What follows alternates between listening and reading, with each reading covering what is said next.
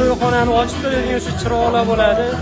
Kimga shunday qismatdan kelgan bo'lsa, bemalol aloqaga chiqib ko'rasizlar. Chiroyli qilib o'rnatib beramiz. Barchaga omad aka.